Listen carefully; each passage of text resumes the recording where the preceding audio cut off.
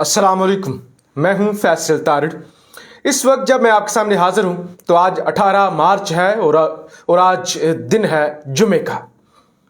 इस live session के अंदर हमने बात करनी है तहरीकी अदम एतमाद पर। इस वक्त मुल्क के अंदर एक तमाशा लगा हुआ है, खरीदो फरोख्त जारी है। बेशुमार तहरीके इंसाफ के MNAs अपना ज़मीर बेच कर जरदारी बाबा के साथ जा चुके हैं। यानी ऐसे ज़मीर फरोश, ऐसे ईमान फरोश, ऐसे गद्दार जिन्होंने इमरान खान का साथ छोड़ा और पैसे को तरजीह दी और मुल्क के अंदर जो एक नारा लगता था कि वोट को इज्जत दो, अब नोटों को इज्जत दी गई है और खान साहब को इस सारे मामले में छोड़ दिया गया है। इस सेशन के अंदर खास तौर पे हमने बात करनी है तहरीके अदम एतमाद के हवाले से। तसादम बढ़ता जा रहा है और तसादम का खतरा है, तबाही आने जा रही है पाकिस्तान के अंदर अगर यही सूरत हाल जारी रही तो। आपके सवालात भी लिए जाएंगे और उनके जवाबात भी दिए जाएंगे। और इसके अलावा आज आर्मी चीफ कमर बाजवा साहब की और वज़ीर आज़म इमरान खान साहब की मुलाकात भी हुई है। सबसे पहले जो चीज़ आपके सामने रखनी है कि आज शब बरात है। शब बरात है यानी एक अजीम दिन, इबादत वाली रात है।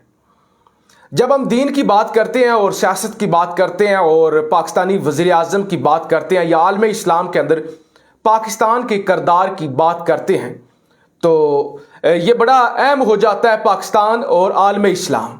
पाकिस्तान दुनिया का वो वाहिद मुल्क है जो इस्लाम के नाम पर मार्ज़े वजूद में आया। लिहाजा पाकिस्तान में ऐसा कभी नहीं हुआ कि जब पाकिस्तान के आलम इस्लाम के नाम पर बनने का मकसद पूरा किया जाए।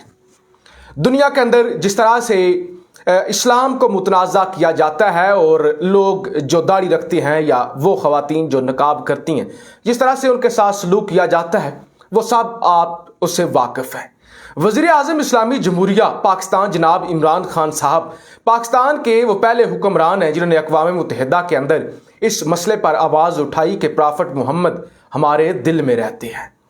इसके अलावा इस्लामोफोबिया के हवाले से दुनिया में एक मजबूत आवाज़ वज़ीर आज़म इमरान खान साहब की है और इससे आप बखूबी आगाह भी हैं कि इमरान खान साहब जहाँ भी जाते हैं इस्लाम का और उम्मत मुस्लिमा का मुकदमा लड़ते हैं।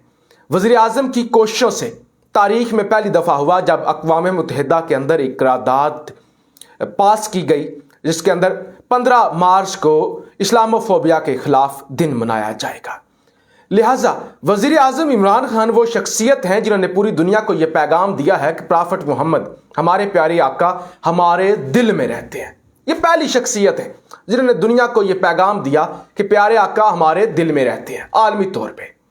अब एक ऐसी शख्सियत जिसने पाकिस्तान की इज्जत का मुकदमा लड़ा, इस्लाम की इज्जत का मुकदमा लड़ा। अब मेरा सवाल पाकिस्तानियों से है, क्या पाकिस्तानी उस शख्सियत के साथ खड़े होंगे या बनी इसराइल का किरदार अदा करेंगे कि बनी इसराइल की तरह इमरान खान को अकेले लड़ने के लिए छोड़ दिया जाएगा? देखिए, इमरान खान ने जो एब्सोल्युटली नॉट कहा है उसकी कीमत भी इमरान खान इस वक्त चुका रहा है। सूरत हाल जो इस वक्त बनी हुई है उसके अंदर गैर मुल्की एजेंसियों का किरदार वाज़ेह है। 8 मार्च 2022 एक हफ्ता पहले मेरी जब वज़ीर आज़म इमरान खान साहब से मुलाकात हुई वज़ीर आज़म हाउस में तो उनसे बड़ा वाज़ेह सवाल किया गया कि आपको हटाने के पीछे आप खुद कह चुके हैं कि बैनुल अक़वामी कुव्वतें हैं। तो वज़ीर आज़म साहब ने जवाब दिया हमें कि देखें इस वक्त कई हैंड्स हैं, कई कुव्वतें हैं जो मुझे हटाना चाहती हैं। मेरा कसूर ये है कि मैंने आज़ाद खारजा पॉलिसी की बात की, मैंने इस्लाम का मुकदमा लड़ा और जब अमरीकियों ने पाकिस्तान से ये मुतालबा किया कि हमें आप बेसिस दें और CIA यहाँ आए और उनमें बेसिस दी जाए और यहाँ से अफ़गानिस्तान पर हमला किया जाए तो इमरान खान साहब ने वाज़ेह इनकार किया और इसकी कीमत भी चुकाना पड़ रही है और ख़ास तौर पर रशिया का दौरा करना। अब इमरान खान 70 साल उम्र हो चुकी है, क्रिकेटर रहे हैं, कप्तान रहे हैं, सब कुछ देख चुके हैं। वज़ीर आज़म बनना था ना, बन चुके हैं। KPK के अंदर हुकूमत कर चुके हैं, सब कुछ देख चुके हैं। इमरान खान ایبسلیوٹلی ناٹ کی قیمت جھکا دے گا، ادا کر لے گا۔ سوال یہ ہے کہ کیا قوم عمران خان کو کھونے کی قیمت ادا کر سکتی ہے؟ کیا پاکستانی جن کی امید ہے عمران خان، ان کی امید ختم ہو جائے گی تو وہ کیا کریں گے؟ کیا قوم چوروں کی دوبارہ تکرری ہوتی ہوئی دیکھے گی؟ پاکستان کے اندر مایوسی پھیل جائے گی۔ پاکستان زندہ باد کا نعرہ لوگ شاید کم لگانا شروع کر دیں اور یہ نعرہ عام ہو جائے کہ پاکستان سے زندہ بھاگو، اس ملک سے جان چھڑاؤ۔ کیا قوم یہ برداشت کر لے گی؟ اور کیا قوم خودداروں کی طرح کیونکہ قومیں غیرت سے بنتی ہیں۔ جب خان صاحب سے ملاقات ہو رہی تھی 8 مارچ کو، تو خان صاحب سے یہ بھی سوال کیا گیا کہ خان صاحب آپ جو بڑے بڑے پنگے لے رہے ہیں، کیا آپ اس کے لیے تیار ہیں یا قوم اس کے لیے تیار ہے؟ تو خان صاحب نے کہا دیکھیں، غیرت بڑی چیز ہوتی ہے، قوموں کے اندر غیرت ہونا بڑا ضروری ہوتا ہے۔ ہمیں اس وقت غیرت مند بننا ہے۔ اگر ہم غیرت کے ساتھ کھڑے ہوں گے تو تب ہم مقابلہ کریں گے، ورنہ کہاں ہم دنیا کا مقابلہ کر سکتے ہیں۔ اور جب تک ہمارے اندر غیرت پیدا نہیں ہوگی تب تک ہم کھڑے نہیں ہو سکیں گے۔ تو میرا جو اس لائیو سیشن کے شروع کے اندر آپ کے سوالات بھی لیے جائیں گے، مقدمہ تھا کہ جب ایک شخص پوری دنیا سے یہ کہتا ہے کہ ہمارے پیارے نبی، جب آپ ان کو ڈس رسپیکٹ کرتے ہو، آپ بے حرمتی کرتے ہو، تو ہمیں تکلیف ہوتی ہے۔ ہمارے پیارے نبی ہمارے دل میں رہتے ہیں اور ہم جانیں نچھاور کر سکتے ہیں۔ یہ کوئی فریڈم آف سپیچ نہیں ہے کہ آپ آئیں اور آپ آ کے بکواس کرنا شروع کر دیں۔ کیا اس شخصیت کے ساتھ کھڑا ہونا پسند کریں گے، یا ایک ایسی شخصیت جس نے اسلام کا لبادہ اوڑھا ہوا ہے اور وہ ہر کسی کو یہودی اور یہود و نصارہ کا ایجنٹ کہتا پھرتا ہے اور خود اس میں دین نام کی کوئی چیز نہیں ہے؟ دیکھیے، اس بات میں کوئی شک نہیں کہ خان صاحب کو اس وقت 24 سے 30 لوگ چھوڑ کر جا چکے ہیں، کھلا چھوڑ کر جا چکے ہیں۔ کیا یہ چیز اسلام کے اندر جائز ہے کہ آپ رشوت دیں بھی اور آپ رشوت والا کام بھی کریں اور آپ لوگوں کی ضمیر بھی خریدیں، اور ایسے ضمیر فروشوں کو پھر قوم کا ہیرو کہا جا رہا ہے؟ آپ کے سوالات بھی لیے جائیں گے، کیونکہ اس لائیو سیشن کا مقصد یہ ہے کہ آپ سے گپ شپ کی جائے، آپ کی سنی جائے، آپ کیا کہتے ہیں اس ساری صورتحال میں۔ آج جی سب سے بڑی ملاقات، دیکھیے کہیں نہ کہیں پہ یہ ضرور ڈسکس ہو رہا ہے کہ ساری صورتحال میں اسٹیبلشمنٹ کا کردار ہے۔ جب بھی ہم تاریخ پڑھتے ہیں، آپ لوگ بھی سارے لوگ مجھ سے بڑے ہوں گے اور ظاہر ہے مجھ سے زیادہ نالج بھی ہوگا۔ عمران صاحب بہت شکریہ، آپ کا نالج مجھ سے کہیں زیادہ ہوگا، مجھے کچھ نہیں آتا جاتا۔ ہم یہ ضرور پڑھتے ہیں کہ اسٹیبلشمنٹ کا کردار، حکومتیں گرائی گئی، مارشل لا لگایا گیا، اقتدار سنبھالے گئے، اپنے پسند کی پارٹیاں بنائیں گئی اور سب کچھ، یہ سب آپ جانتے ہیں۔ شاید جب 10-15 سال کے بعد ہم تاریخ کا حصہ بن چکے ہوں یا ہم آگے بڑھ چکے ہوں اور کسی جرنیل کی کتاب ہم پڑھیں، کسی سیاستدان کی کتاب ہمارے سامنے آئے، کوئی آٹو بایوگرافی آئے اور جس میں ہم پڑھیں کہ موجودہ جو اس وقت تصادم ہے اور صورتحال ہے، اس میں بھی اسٹیبلشمنٹ کا کردار تھا۔ دیکھیے، یہ بات یہاں عام ڈسکس ہو رہی ہے کہ آرمی چیف قمر باجوہ صاحب ایکسٹینشن چاہتے ہیں، یا وزیر اعظم پشاور کی جو اہم شخصیت ہے جو اس وقت پشاور کے اندر تعینات ہے، سابق DG ISI، ان کو آرمی چیف بنانا چاہتے ہیں، جو موجودہ چیف نہیں چاہتے۔ یعنی دو بڑوں کی لڑائی ہے، چاہے وہ پشاور والی شخصیت ہو، چاہے وہ یہ موجودہ آرمی چیف ہو۔ اب جب ملاقات ہوئی ہے، اس ملاقات میں بہت کچھ سامنے آئے گا۔ دو چیزیں اس وقت بڑی عام ڈسکس ہو رہی ہیں۔ خان صاحب نے کیونکہ لڑنے کا فیصلہ کیا ہے، خان صاحب کے پاس یہ اختیار موجود ہے کہ وہ آرمی چیف قمر باجوہ صاحب کو ہٹا سکتے ہیں، کیونکہ وہ وزیر اعظم ہے اور وزیر اعظم کے ماتحت ہوتا ہے آرمی چیف۔ اب جب یہ تصادم ہوگا، اگر تو وزیر اعظم آرمی چیف کے سامنے گھٹنے نہیں ٹیکتے، انہیں دوبارہ ایکسٹینشن نہیں دیتے یا ان کے مطالبات تسلیم نہیں کرتے، تو پھر صاف سی بات ہے، پھر وزیر اعظم کو ہٹایا جائے گا اور ٹریلر دکھا دیا گیا ہے کہ وزیر اعظم کو ہٹانے کے لیے کوششیں کی جا رہی ہیں، اور پہلا جھٹکا خان صاحب کو لگ بھی چکا ہے۔ ظاہر ہے وہ لوگ جن کو خان صاحب نے نوازا، اور بہت سارے ایسے نام ہیں، دیکھیں مرضی ہوتی ہے نا آپ چھوڑ کے جائیں، لیکن بہت سارے ایسے نام ہیں جو اسپیشل سیٹوں پر تھے، مخصوص سیٹوں پر تھے، وہ بھی اس وقت خان صاحب کو چھوڑ کے جا چکے ہیں۔ تو ایسے لوگوں کا بھی چھوڑ جانا خان صاحب کو، تو یہ ایک واضح سگنل ہے جناب کہ جھٹکا لگایا گیا ہے۔ اب عمران خان صاحب بھی جھٹکا لگا سکتے ہیں کہ وہ آرمی چیف کو عہدے سے ہٹا سکتے ہیں اور کسی نئے آرمی چیف کا اعلان کر سکتے ہیں. یہ ماضی میں نواز شریف صاحب نے بھی کیا تھا. آرمی چیف کو ہٹانا، مشرف صاحب کو ہٹانا اور بٹ صاحب کو لے کر آنا، اور اس کی قیمت ملک نے کیا چکائی اور نواز شریف صاحب کو کتنی بڑی سزا ملی اور کیا کچھ ہوا وہ آپ جانتے ہیں. اب یہ بھی پاسبلٹی ہے کہ ملک کے اندر مارشل لا نافذ ہو جائے. ظاہر ہے جب دو بڑے ٹکرائیں گے، وزیر اعظم بھی جھکنے کا نام نہیں لے رہے، وہ کہتے ہیں کہ آخری گیند تک لڑوں گا. اور قمر باجوہ صاحب وہ بھی ظاہر ہے اس ساری صورتحال میں، اس سارے کھیل کے اندر ان کا بھی کردار اس وقت ڈسکس ہو رہا ہے. تو پھر یا تو ملک کے اندر مارشل لا لگے گا، یعنی اس وقت ملک تصادم کی طرف جا رہا ہے، ملک تباہی کی طرف جا رہا ہے. آج سندھ ہاؤس پر بھی دھاوا بولا گیا اور ظاہر ہے وہاں پہ جس طرح سے لوٹوں کو چھپایا گیا ہے تو پی ٹی آئی کی جانب سے، کچھ اراکین کی جانب سے وہاں پہ دھاوا بولا گیا ہے اور تصادم کا یہ پہلا ٹریلر تھا. دیکھیں اس وقت فیصل آباد ہو، لاہور ہو، احتجاج ہو رہے ہیں. راجہ ریاض کے گھر کا گھیراؤ کیا گیا ہے اور یہ بڑی ایک بڑی آپ کہہ لیں نیوٹرل سچویشن اور بات ہوتی ہے کہ آپ خان کے ساتھ نہیں رہنا چاہتے. آپ کو لگتا ہے خان کرپٹ ہے، آپ کو لگتا ہے خان نے آپ کے مطالبات نہیں سنے، آپ استعفیٰ دیں، آپ الیکشن لڑیں، آپ استعفیٰ دیں اور آپ بڑے سکون سے جو کرنا چاہتے ہیں آپ کریں. آپ دوبارہ الیکشن ایک شخص کے نام پہ، میں نے یہاں پہ بڑی ایسی مثالیں ہیں کہ ایسے لوگ جن کو 15,000 ووٹ نہیں ملتے تھے، 15,000 10,000 لینے والے وہ ووٹ تھے، خان نے ٹکٹ دے دی اور وہ 1,00,000 سے زیادہ ووٹ لے گئے. یہ بات سچ ہے کہ 2018 میں لوگوں نے بلے کو ووٹ دیا اور بے شمار ایسی ملک کے اندر نئے چہرے بھی آئے یا ایسے پرانے چہرے بھی جو بڑی اپنی تگ و دو کر کے تھک چکے تھے. خان نے ووٹ دے دیا، ان کو عزت سے نوازا اور وہ الیکشن لڑ کے آگے. اور اب وہ بے ضمیرے لوٹے، میں سمجھتا ہوں کہ آستینوں کے سانپ، وہ غدار آستینوں کے سانپ، ضمیر فروش، وہ اس وقت خان سے غداری کر چکے ہیں.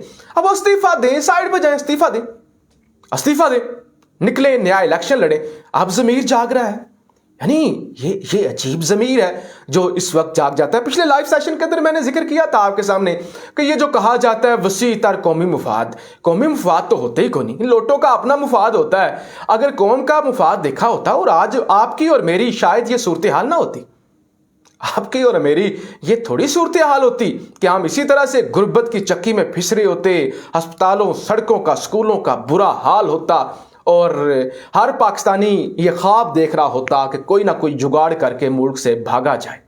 تو خان اس ملک کی آخری امید ہے. ایسا نہ ہو کہ لوگ جو ہیں وہ پاکستان سے زندہ باد کے بجائے پاکستان سے زندہ بھاگ کا نعرہ لگانے پر مجبور ہو جائیں. تو جیسے کہ میں نے کہہ دیا کہ آرمی چیف قمر باجوہ صاحب کی اور خان صاحب کی یہ ملاقات ڈو اور ڈائی والی سچویشن ہے. یا تو عمران خان گھٹنے ٹیکیں گے نہ، یا تو قمر باجوہ صاحب گھٹنے ٹیکیں گے. اور اس وقت کوئی بھی گھٹنے ٹیکتا ہوا نظر نہیں آ رہا. طاقت کے لحاظ سے اگر دیکھا جائے تو ظاہر ہے باجوہ صاحب کے پاس ایک بڑی طاقت ہے، ایک بڑا ادارہ ہے. خان صاحب نے تھوڑی بھی چوں چاں کرنے کی کوشش کی تو شاید خان صاحب کو دکھا دیا جائے جو ٹریلر دکھا دیا گیا ہے کہ آپ کی حیثیت کچھ بھی نہیں ہے، آپ کچھ بھی نہیں ہے. آپ کے ساتھ جب تک ہم تھے تب تک آپ تھے، جب تک ہم ایک پیج پر تھے تب تک نظام چل رہا تھا. آج ہم ایک پیج پر نہیں ہیں تو اب نظام نہیں چلے گا. لیکن اس ساری صورتحال میں پاکستانیوں کو ضرور جاگنا چاہیے، پاکستانیوں کو یہ ضرور فیصلہ کرنا چاہیے. دیکھیے اس وقت بڑی یہ مستند اطلاعات ہیں کہ امریکہ کی جانب سے ایک سٹرانگ میسج پہنچایا گیا پاکستانی اسٹیبلشمنٹ کو اور اس کے ثبوت بھی موجود ہیں کہ قمر باجوہ صاحب کو ہٹا دیا جائے، معذرت کے ساتھ عمران خان صاحب کو ہٹا دیا جائے. اور جیسے ہی امریکہ سے یہ پیغام آیا اور یہ بھی خبریں چل رہی ہیں کہ 50 ارب سے زائد امریکہ کی جانب سے لائی گئی ہیں، جس میں سے صرف 2 ارب مولانا فضل الرحمان صاحب کے حصے میں آئے ہیں، باقی یہ جو خرید و فروخت ہو رہی ہے اس پر یہ سارے معاملات لگیں گے. ایک خبر اس وقت بڑی گردش میں ہے کہ اگر تحریک عدم اعتماد کامیاب ہو جاتی ہے اور زرداری صاحب، مولانا فضل الرحمان صاحب اور نواز شریف صاحب جو کہ مفرور ہیں، دیکھیں لیڈر جو بھاگا ہوا مفرور، ایک بگوڑا لیڈر جب جیل میں گیا تو لیڈر کو بڑی تکلیف ہوئی. ظاہر ہے لیڈر کی ٹانگیں کانپ رہی تھی. تو لیڈر نے بننا تو نیلسن منڈیلا تھا، लीडर एक चाहता तो यह था कि तुर्की की तरह लोग टैंकों के आगे लेटें, लेकिन जाहिर है लीडर थक गया। लीडर को लगा कि जेल की चक्की और ये बड़ा काम मुश्किल होता है, तो लीडर ने कहा कि देखें जी, मेरी प्लेटलेट्स गिर रही हैं, मेरे दिल की तकलीफ है और मैं पता नहीं क्या मेरे साथ हो जाएगा। मरने का ड्रामा किया और एतवार वाले दिन अदालतों को खुलवाया और कहा कि मैं 8 हफ्तों के बाद वापस आ जाऊंगा। और छोटे भाई ने जमानत दी कि मैं जमानत देता हूं जी, मेरा भाई वापस आएगा, मेरा भाई बीमार है। और जब हुकूमत ने अदालतों से ये कहा कि देखें, इससे कोई 6-7 अरब की गारंटी ले लें, कल को ना वापस आए तो फिर क्या करेंगे, तो अदालतों की जानब से ये मैसेज गया कि देखें, अगर तो मंगल तक आप गारंटी देते हैं कि मंगल तक शरीफ साहब जो हैं, लीडर साहब जो हैं, नेल्सन मंडेला साहब जिंदा रहेंगे, तो ठीक है। अब कौन गारंटी दे सकता है, मेरी और आपकी या किसी की भी कौन गारंटी दे सकता है कि अगले 1 मिनट भी जिंदा होना है या 1 घंटा जिंदा होना है, ये कब क्या, ये तो अल्लाह के मामले हैं। तो हुकूमत ने कहा नहीं जी, हम गारंटी नहीं दे सकते, अदालत अपनी गारंटी पर भेज दे। अब आपने देखा, गारंटी पर भेजा गया, लीडर साहब वहां पे पोलो देख रहे हैं और क्या क्या कर रहे हैं, पिज़्ज़े खा रहे हैं और पूरी पॉलिटिक्स चमका रहे हैं। और लीडर साहब के फिर जब बरतानिया ने वीज़ा रिजेक्ट किया और सारे मामलात ख़राब हुए, तो फिर लीडर साहब की एक रिपोर्ट आ गई जिसके अंदर ये बताया गया था कि जब से बेगम का इंतकाल हुआ है, नवाज शरीफ साहब जो हैं वो सहमे सहमे रहते हैं और पता नहीं अजीबोगरीब एक लंबा सा नाम था, वो बीमारी लग गया। तो ये लोग हमारी किस्मतों का फैसला करेंगे। ये खबर मेरे सामने है और इस वक्त ये बड़ी वायरल है कि नवाज शरीफ, फजल रहमान और आसिफ अली जरदारी साहब के दरमियान ये मामला तय हुए हैं कि देखें, जैसे ही तहरीके अदम एतमाद कामयाब हो जाएगी, उसके बाद वजारत दाखिला के अंदर ऑपरेशन किया जाएगा। अहम जो बड़े ओहदे हैं और जो न्यूट्रल हैं या जो कह लें कि हुकूमत के करीब थे, उनको हटा दिया जाएगा। इस सारे मामले में जो राज फाश करते रहे हैं और अपोजिशन तक राज पहुंचाते रहे हैं, उनकी तकर्रियां और उनके बड़े ओहदों से और इत्तेहादियों को बड़े ओहदों से नवाजा जाएगा। वजारत खारजा के अंदर भी ऑपरेशन किया जाएगा और अमेरिका और यूरोप के जो मनपसंद लोग होंगे वो तैनात किए जाएंगे। आईबी के अंदर, रेवेन्यू बोर्ड के अंदर, एफबीआर के अंदर, एलडीए के अंदर, सीडीए के अंदर, स्टेट बैंक के अंदर, पीटीवी के अंदर और सिक्योरिटी एक्सचेंज के अंदर, बाकी अदारों के अंदर वो अफसरान जो इनके साथ साजबाज करें, जो इनकी बात सुने, उनके साथ उनको लाया जाएगा और बाकी तमाम को हटा दिया जाएगा। तो इस वक्त इलेक्शन कमीशन के इख्तियारात महदूद किए जाएंगे और उनको कंट्रोल में लिया जाएगा ताकि अगला इलेक्शन जो है वो बड़ी आसानी से लड़ा जा सके। तो इस वक्त ये सारी सूरत हाल जनाब चल रही है और मुसलसल यहाँ से अमेरिका को पैगाम पहुँचाए जा रहे हैं। कल भी शहबाज शरीफ साहब ने कहा कि क्या ज़रूरत थी एब्सोल्युटली नॉट कहने की, क्या ज़रूरत थी इमरान नियाजी को कि वो अमेरिका को नो कह रहा था। यानी पाकिस्तानी जूतियां चाटते रहे तलवे अमेरिका के। यानी हमारी ये किस्मत है, हमारे यानी चंद लोगों का 22 करोड़ यार मुल्क है, आप और मैं इंसान है, ये एक मुल्क है, 22 करोड़ का मुल्क है। कोई मजाक तो नहीं हो रहा कि चंद लोग आए हमारा फैसला कर दें कि अब हमने अमेरिका के तलवे चाटने हैं और अब हमने अमेरिका की जूतियां उठानी हैं और अब हमने यूरोपीय यूनियन की धमकियों में आना है या हमने आज़ादी के साथ जीना है, गैरत के साथ जीना है। 8वें मुल्क है, एक बड़ा मुल्क है। यानी 22 करोड़ का फैसला ये जिधर कर दे। मेरे हल्के के, जो मेरा हल्का है यार, ज़ाहिर जहां से मैं बिलोंग करता हूं, तो 5-7 लाख तो वोट होगा। एक बंदे को वोट दो और अगला बंदा जाके 15-20 करोड़ ले और वोट वो बेच दे, उसका ज़मीर जाग जाए। और उससे आगे जो हूं वो फैसले कर लें, जो बड़े हैं वो फैसले कर लें कि हमने अमेरिका की गुलामी करनी है। यानी कोई तमाशा लगा हुआ है, हम क्या भेड़ बकरियां हैं। यानी 2022 है, ठीक है, माजी के अंदर हमें नहीं पता था, पीटीवी का जमाना था, क्या होता था क्या नहीं होता था, क्या छंगा मांगा की सियासत होती थी, हमें थोड़ा ही पता था। लेकिन अब जब दुनिया चांद की बातें करती है, मरीख की बात करती है, अमेरिका ने एक जेम्स सैटेलाइट लॉन्च की या कुछ महीने पहले, जिससे वो देख सकेंगे कि कायनात कैसे तख्लीक की गई थी, बिग बैंग थ्योरी जो है उसके मुतालिक वो जानने की कोशिश करेंगे। दुनिया के अंदर क्या कुछ डिस्कस हो रहा है, ऐसी फ्लाइंग कार्स आ रही हैं जो ज़मीन पे भी चलेंगी और उड़ेंगी भी। दुनिया के अंदर मेटावर्स और वेब3 और पता नहीं क्या क्या, ब्लैकचेन और क्या क्या डिस्कस हो रहा है। और हमारे यहाँ जो है वो रोटी के लाले पड़े हुए हैं और हमें इतना नहीं पता कि हमें अब अमेरिका के तलवे चाटने हैं या सऊदियों के तलवे चाट रहे हैं या किसी ईरानियों के तलवे चाट रहे हैं या किसी के तलवे चाट रहे हैं। یعنی ہم نے غلامی کر رہی ہے. بڑا ہم 14 اگست کے دن نعرے لگاتے ہیں جی اسلامی جمہوریہ پاکستان کی آزادی کا دن ہے, ہم ایک زندہ قوم ہے. یعنی خاک زندہ قوم اور خاک آزادی, مطلب کہاں کی یہ آزادی؟ مطلب کہنے کو تو ہم آزاد ہیں, لیکن جو باشعور بندہ ہے نا, جب وہ بات کرتا ہے نا کہ ہم آزاد ملک ہیں, اس کو بڑی شرم آتی ہے, اور شاید وہ یہ بات کرتا بھی نہیں ہے. کون سی آزادی؟ کون سی آزادی؟ مطلب امریکہ نے کہا فلاں آرمی چیف لگا دو, ہم نے لگا دیا. امریکہ نے کہا کہ فلاں وزیر اعظم لاؤ, ہم نے لے آئے. امریکہ نے کہا ذوالفقار علی بھٹو کو رستے سے ہٹا دو, ہم نے ہٹا دیا. کسی سعودی عرب نے کہا کہ آپ نواز شریف کو ڈیل کر دے دو اور نواز شریف کو لے آؤ. کسی ملک نے کہا اور ہم نے کر لیا, اور بڑی آسانی سے. جی آزاد قوم ہے. کہاں کی آزاد؟ مجھے یہ بتائیں, کون سی آزادی کی بات آپ کرتے ہیں؟ مطلب نہ وڈیرائزم سے آزاد ہوئے, ڈپٹی کمشنرز وہی رویہ, وہی CSP پڑھے لکھے لوگ, آفیسر غلاموں کی طرح ٹریٹ کرنا, اور پولیس کا وہی رویہ, گالیاں دینا, اور تھانوں کے اندر ایک شریف شخص تو جا ہی نہیں سکتا. یہ کون سی پولیس یا سرکاری ہسپتال؟ کون سی آزادی؟ کس آزادی کی بات کرتے ہیں کہ پاکستان جو ہے وہ ایک آزاد ملک ہے؟ مطلب بڑی عجیب بات ہے جب لوگ کر جاتے ہیں, اور بڑی ہنسی بھی آتی ہے کہ آزاد, کس آزادی کی آپ بات کرتے ہیں؟ کہ امریکہ نے کہہ دیا کہ فلاں کی جنگ میں کود پڑو, امریکہ نے کہہ دیا کہ پتھر کے زمانے میں تجھے آپ کو بھیج دیں گے, ورنہ جو ہے ہمارا افغان وار کے اندر ساتھ دو. اور ہم نے کہا ٹھیک ہے جناب تابع دار, تھوڑے ڈالر شالر تو دیں گے نا.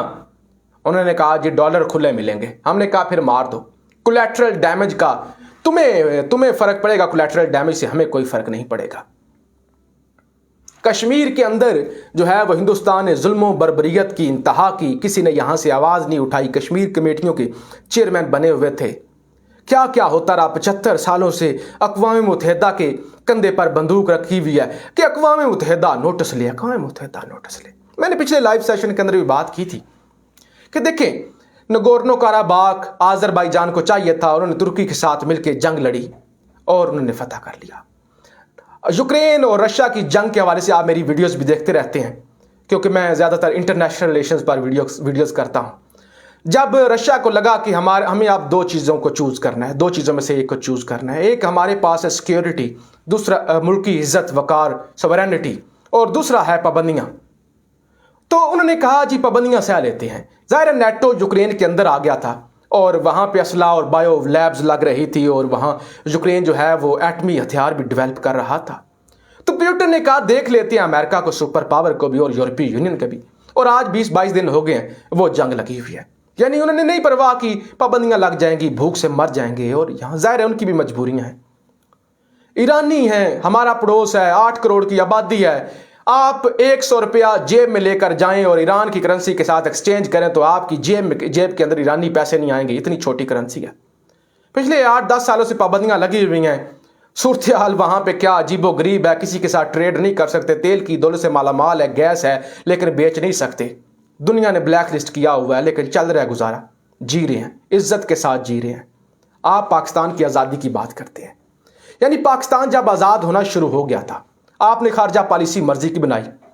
سعودیوں نے آپ پہ پریشر ڈالا کہ بھائی صاحب اسرائیل کو ایکسیپٹ کرو. آپ نے کہا نہیں ہوتا, نہیں کریں گے, اسرائیل کو ایکسیپٹ نہیں کر سکتے. آپ نے جواب دے دیا. سعودی عرب نے کہا جی وہ پیسے جو لیے ہوئے تھے وہ ذرا واپس کرو نا, بسم اللہ کرو.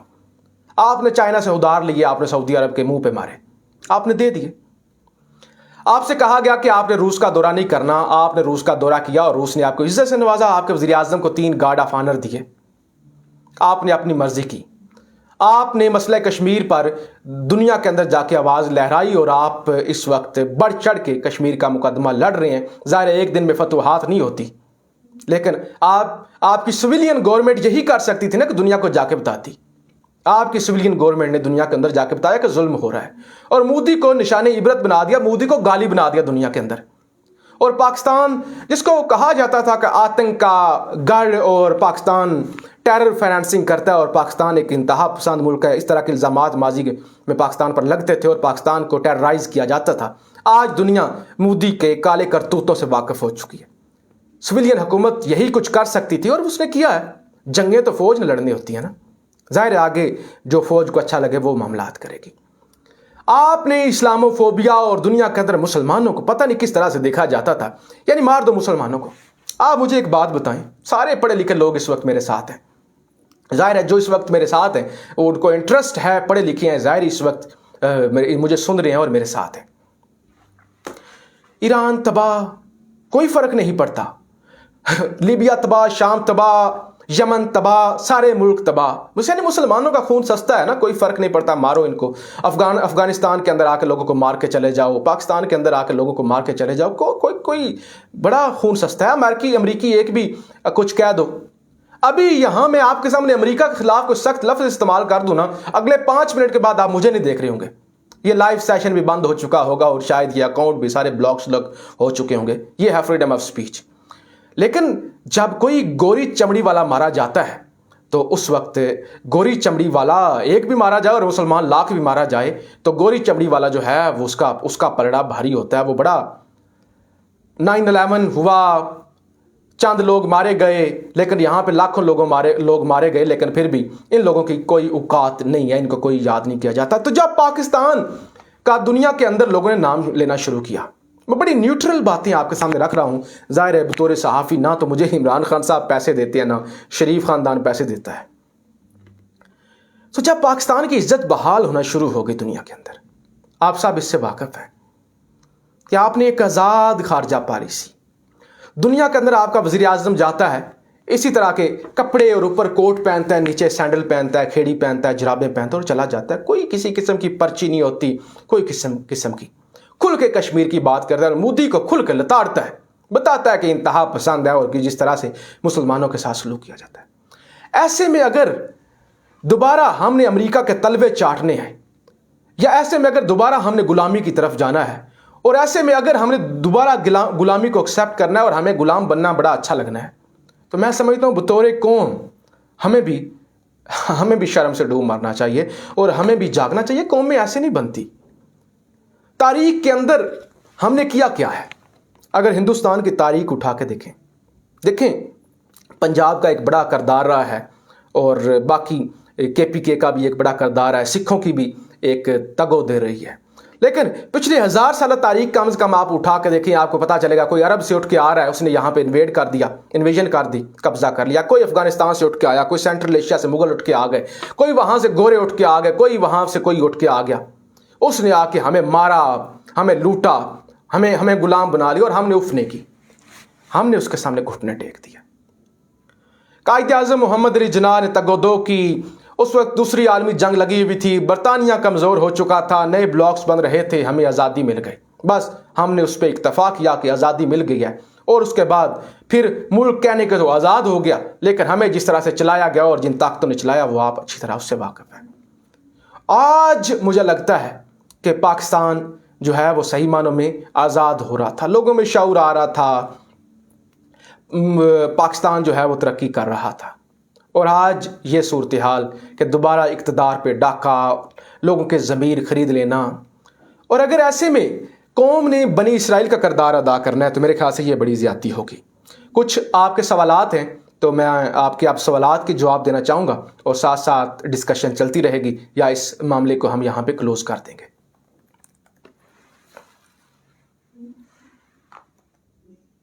یا آپ لوگوں میں سے یہاں میرے ساتھ آ کے کوئی اس ڈسکشن کا حصہ بننا چاہے تو وہ بھی یہاں پہ ایڈ کر سکتا ہے یا جوائن کر سکتا ہے، اپنی ہر طرح کی رائے دے سکتا ہے۔ ظاہر ہے ہر کسی کو مکمل آزادی ہوتی ہے کہ وہ کسی کو سپورٹ کرے یا کس طرح کی وہ بات کرے، یہ تمام پاکستانیوں کو آزادی ہونی چاہیے، لیکن میرا یہ ماننا یہ ہے کہ تصادم بڑھے گا۔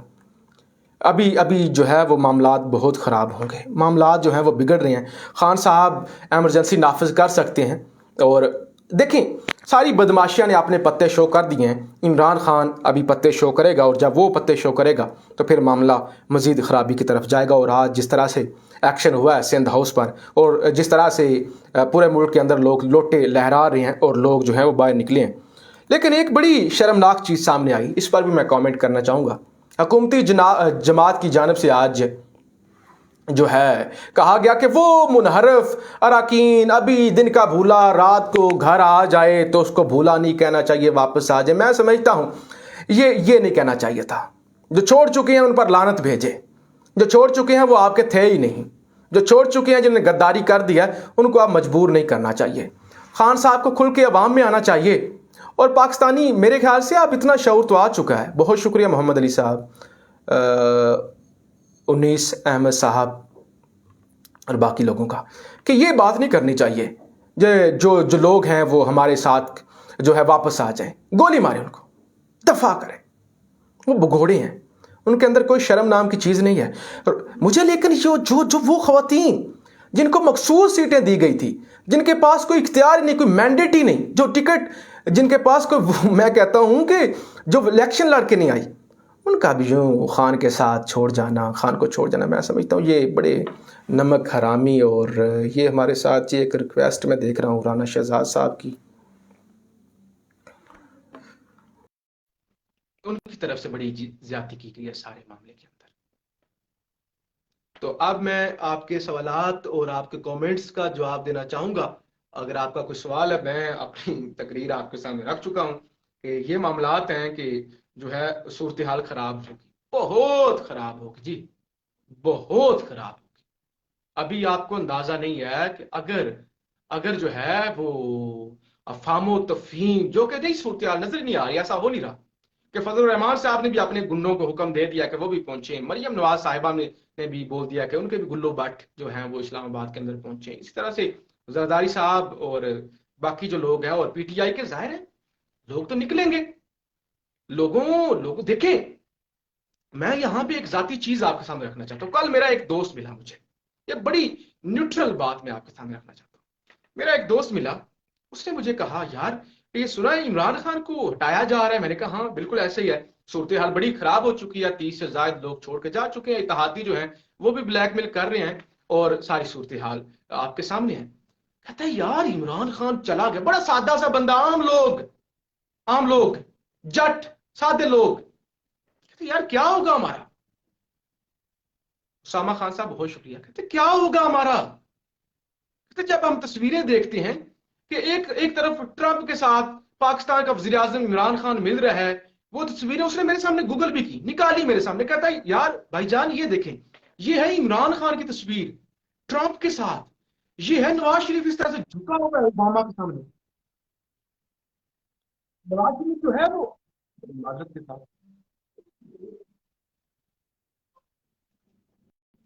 تو جو نواز شریف ہے وہ جھکا ہوا ہے. اور نواز شریف کی پرچیوں والی ویڈیوز نے مجھے دکھائی کہ دیکھیں بھائی جان اس کی پرچی گم ہو گئی. کس طرح سے جیسے اس وقت مجھے پسینے آ رہے ہیں، کس طرح سے پسینے آ رہے ہیں شریف صاحب کو، پسینے چھوٹے ہوئے ہیں، کوئی بات نہیں کر پا رہے. یہ دیکھیں ذرا، یہ کیا ظلم ہے پاکستانیوں کے ساتھ، کیا ہو جائے گا. ساتھ ہی ساتھ انہوں نے کہا کہ یہ دیکھو پیوٹن کے ساتھ مل رہا ہے. سنا ہے پیوٹن بڑا لیڈر ہے، مطلب ایک ورلڈ لیڈر ہے اور بڑا لیڈر ہے پیوٹن. بہت شکریہ جو اس وقت لائک کر رہے ہیں اور ہمارے ساتھ ہیں.